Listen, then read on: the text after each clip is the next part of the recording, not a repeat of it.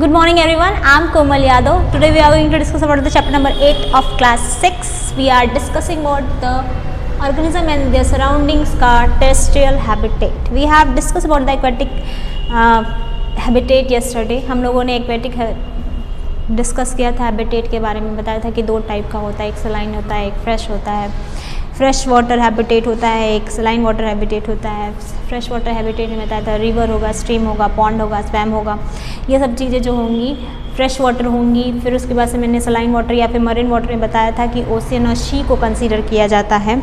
अब हम बात करेंगे टेरेस्ट्रियल हैबिटेट्स के बारे में, हैबिटेट ही डिस्कस कर रहे हैं। जितने भी कह सकते हैं कि all the habitat present on the land. Terrestrial का मतलब ही होता है लैंड, तो all the habitat,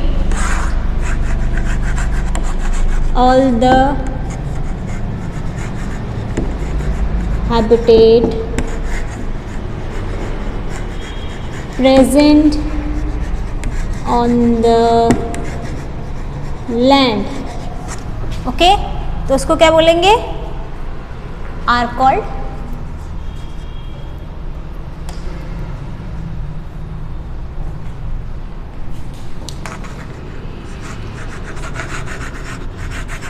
terrestrial.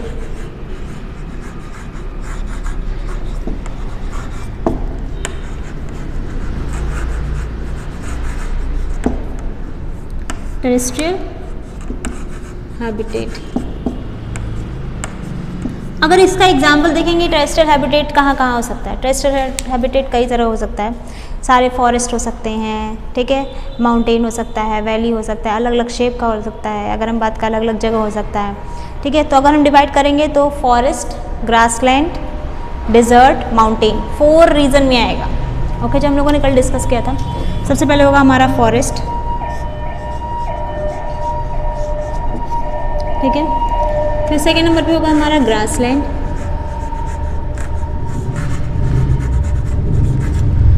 Third number पे होगा हमारा डिजर्ट,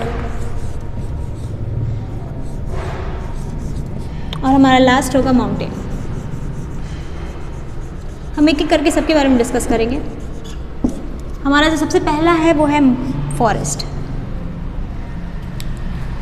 फॉरेस्ट अगर हम बात करें पूरे अर्थ पे तो 1/3 अर्थ का जो है फॉरेस्ट से बना हुआ है, ठीक है।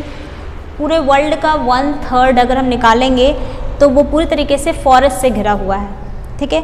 लार्ज नंबर ऑफ पॉपुलेशन इसी फॉरेस्ट में रहती है, लार्ज नंबर ऑफ कह सकते हैं प्लांट और एनिमल बायोडाइवर्सिटी इसी फॉरेस्ट में पाई जाती है। सबसे बड़ा फॉरेस्ट अगर हम बात करें अमेजोन फॉरेस्ट माना जाता है, अमेजोन का माना जाता है। ये फॉरेस्ट क्या प्रोवाइड करता है, शेल्टर प्रोवाइड करता है, प्रोटेक्शन प्रोवाइड करता है, फूड प्रोवाइड करता है लार्ज नंबर ऑफ बायोडाइवर्सिटी को, खाना, रहना और सेफ्टी सभी प्रोवाइड करता है।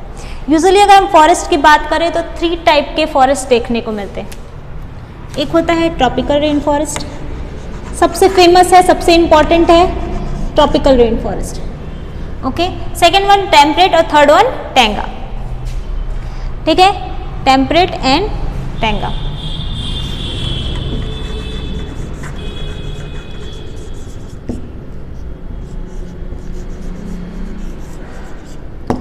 यूजुअली जो मेनली इम्पॉर्टेंट होता है वो होता है ट्रॉपिकल रेन फॉरेस्ट।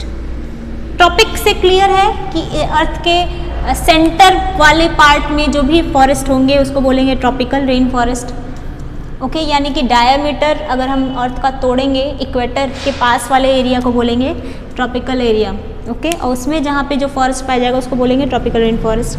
टेम्परेट का मतलब है जहाँ का क्लाइमेट बहुत कूल हो, ठंडा हो, उसको बोलते हैं टेम्परेट, और इस तरह से टैंगा भी होता है। तो हमारे लिए टैंगा और टेम्परेट उतना इंपॉर्टेंट अभी नहीं है, अभी हमारे लिए इंपॉर्टेंट है ट्रॉपिकल रेन फॉरेस्ट, एक ही डिस्कस करेंगे। ट्रॉपिकल रेन फॉरेस्ट बहुत ही वेट होता है, बहुत ही मॉइस्चर वाला एरिया होता है, यहाँ का टेम्परेचर बहुत ज़्यादा हाई होता है। यूजुअली आपकी बुक में 20 to 35 लिखा है, लेकिन ये 40 डिग्री सेल्सियस पार कर जाता है यहाँ का टेम्परेचर, ओके।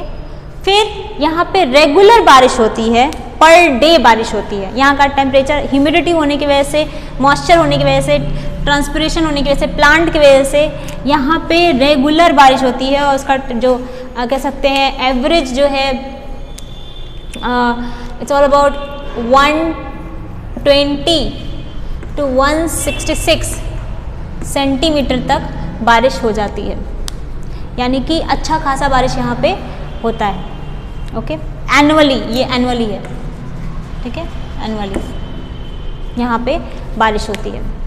यहाँ का 60 to 77%, 88% लगभग यहाँ का ह्यूमिडिटी बनी रहती है, ठीक है। ट्रॉपिकल रेन फॉरेस्ट में सारी चीज़ें प्रोवाइडेड होती हैं जो प्लांट को चाहिए होता है, इसलिए ये प्लांट में एवरग्रीन फॉरेस्ट भी कहते हैं, हरे भरे हमेशा रहते हैं प्लांट, इसलिए, ठीक है। सबसे इम्पॉर्टेंट और सबसे फेमस है फॉर ट्रॉपिकल रेन फॉरेस्ट जहाँ पे है वो है Amazon forest. Okay, Amazon forest सबसे फेमस माना जाता है। फिर दूसरा है हमारा ग्रासलैंड। ग्रासलैंड बहुत ही कह सकते हैं कि ग्रास एरिया ही है, यहाँ पे पेड़ बहुत ही कम मात्रा में पेड़ होंगे, क्वांटिटी में ज़्यादा पाए जाते हैं श्रब्स। ओके, श्रब्स होंगे यहाँ पे क्वांटिटी में पाए जाते हैं। ये लैंड होता है, प्रॉपर ग्रासलैंड होता है, बहुत ज़्यादा क्वांटिटी में, 1/4 ऑफ एरिया अर्थ का इसी ग्रासलैंड से बना हुआ है। यहाँ का दिन का समय बहुत ज़्यादा हॉट होता है, गर्म होता है, और रात के समय बहुत ठंडी, यानी कि टेम्परेचर बहुत ज़्यादा देखने को मिलता है।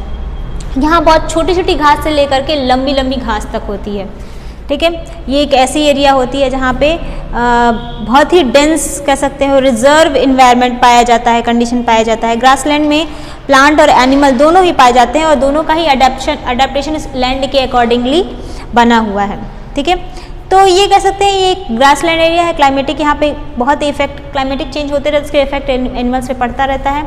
ये एक लैंड एरिया होता है कह सकते हैं, जहाँ पे बहुत छोटी सी घास से थोड़ी बड़ी बड़ी घास तक पाई जाती है। आई थिंक आपको समझ में आज के लिए इतना ही। Thank you, have a nice day.